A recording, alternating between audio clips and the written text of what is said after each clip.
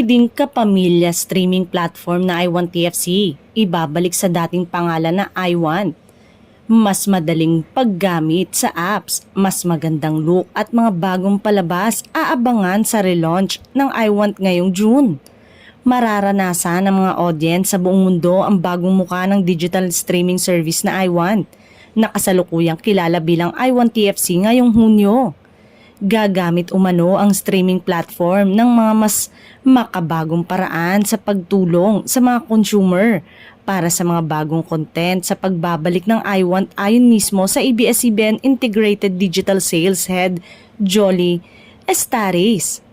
Bagong format ng ads para sa mga kasosyo sa brand sa pagbabalik dito. Mula nang inilunsad dito noong 2010, ang iWant ay naging tahanan ng mga kapamilya na palabas, pelikula at iba pang orihinal na nilalamang Filipino.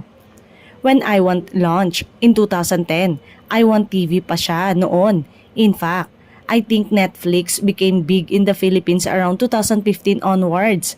So even before that happened, may iWant na TV na.